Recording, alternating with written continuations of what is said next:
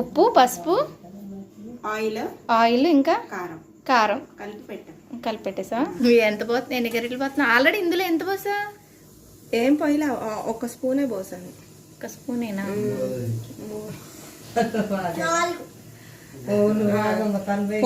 4 table spoon oil heat అయింది. నూనె కాగాక 4 చెక్క 4 లవంగాలు వేసి కొద్దిగా శనగ నూనె కాబట్టి ఇట్లా ఉంది.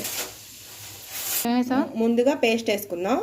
4 ఉల్లిపాయలు, 1 టమాటో, కొద్దిగా జీడిపప్పు, కొద్దిగా గసగసాలు, చెక్క ముక్క, లవంగాలు, ఎల్లుల్లిపాయ, అల్లం ఇవన్నీ కలిపి ఒకసారి పేస్ట్ వేసుకుందాం. అదంతా మిక్సీ వేసుకున్నాం కదా, కొంచెం మెత్తగా పేస్ట్ లాగా వేసుకోవాలి. ఈ పేస్ట్ మనం కాగిన నూనెలో వేసేసుకుందాం.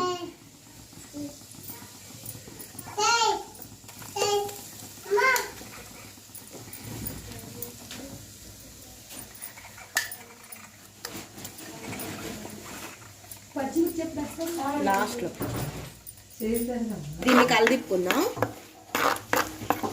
కొద్దిగా పసుపు, కొంచెం సాల్ట్, కొంచెం పోసుకుందాం. తొలుపుకొని పోసుకున్న వాటర్ కదా, పచ్చివాసన పోయేదాకా వేయించుకుంటే, వాసన పోయేదాకా వేయించుకున్నాక పైకి తేలేదాకా ఉంచుకోవాలి కదా.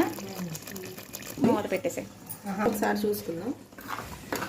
ఆయిల్ అనేది మనకి సైడ్కి వస్తే కొంచెం నూనె పైకి వచ్చింది కదండి. స్ప్రింగ్ ఆనియన్స్ వేసుకుందాం. కొంచెం బెండకాయ ముక్కలు 2 చాలు కదా వేసుకుని పెట్టుకోవటం. లో ఫ్లేమ్లో పెట్టుకొని ఉడికించుకోవాలండి ఇవన్నీ. అప్పుడైతేనే ఆయిల్ కొంచెం బయటకు వచ్చేది కదా. చేప ముక్కలు ఒక్కోటి అలా పేర్చుకుందాం. ఇంకా వాటర్ పోయక్కలేదా? తర్వాత పోద్దాం. కొద్దిగా ఇదే ఒక నూనెలో కొంచెం వేస్తే నూనె నీసు వాసన రాకుండా ఉంటుంది అనమాట.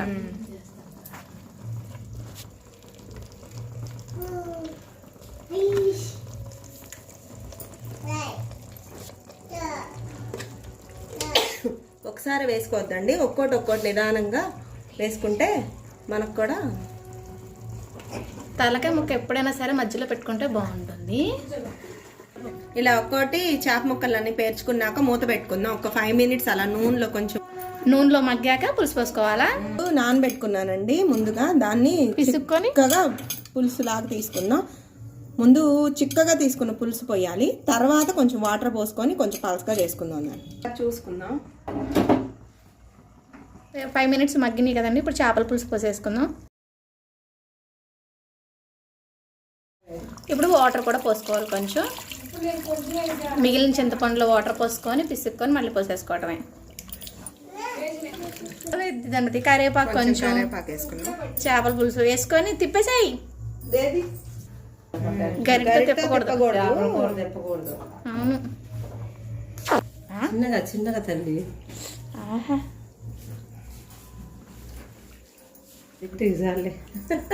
కింద నుంచి కలవాలి. కానీ పచ్చిమిరపకాయలు చీలికలుగా చేసుకున్నానండి, అవి వేద్దాము. అవి కూడా కొంచెం స్పైసీ పడుతుంది. దానికి ఉప్పు తగ్గిందండి, కొద్దిగా కల్లుపు వేసుకొని కొత్తిమీర వేసుకుందాం. ఉడికేటప్పుడే వేసుకోవాలి. పొంగు వచ్చింది, ఉడికొచ్చింది, కొద్దిగా ఉడికినాయండి. ధనియాల పొడి వేసుకుందాం. ధనియాలు, జీలకర్ర కలిపింది.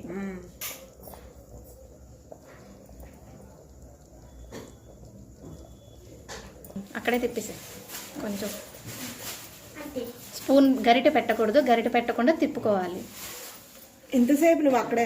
కొద్దిగా కరివేపాకు ఉడికేటప్పుడు వేసుకుంటే ఆ స్మెల్ సూపర్ ఉంటుందండి. కరివేపాకు లేకుండా చేపల కూర వండరు అసలు.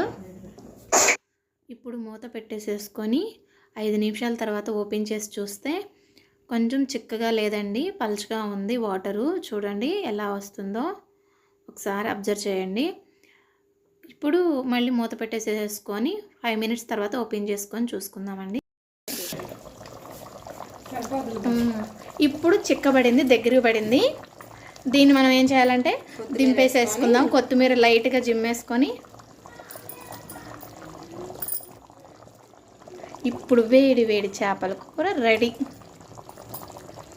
ఇప్పుడు స్టవ్ ఆఫ్ చేసేసుకుందామండి. ఆఫ్ చేసేసుకొని ఇంకెందుకు ఆలస్యం తినేయటమే. స్టవ్ ఆఫ్ చేసినా కానీ ఉడుకుతుందండి. ఇదిగో చూడండి.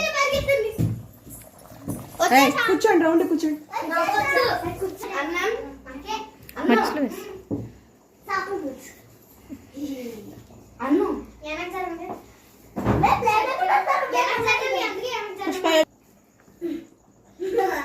వేడి వేడి అన్నంలో చేపల పులుసు వేసుకుని ఒక పట్టు పట్టించేద్దాం. బా చెయ్యి కాలుతుందా? కాలిపోతుంది. ఎవరికి వాళ్ళు ముందు అందరికి పెట్టనే, అందరికి పెట్టద్దు. కాలుతుంది. అమ్మో ఈ ఎక్స్ప్రెషన్ లేట్రా బాబు. ఉండా ఇలా పెట్టండి. ఎలా ఉందో చెప్పండి. సూపర్ ఉందా? ఏంట్రా వద్దంటున్నావు? పోయి మంచం మీద పడిద్దాము చూడ. సూపర్ అంట. పిల్లల మటుకి లప లపమని లాగించేస్తున్నారు అసలు.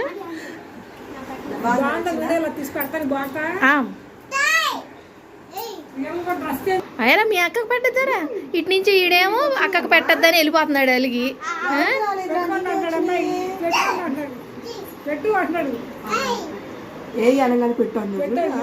పారిపోతున్నావా నువ్వు? పారిపోరా? వద్దా నీకు?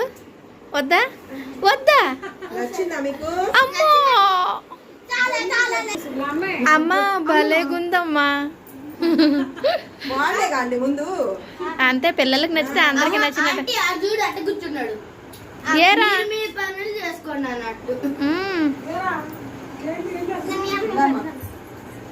నీకా?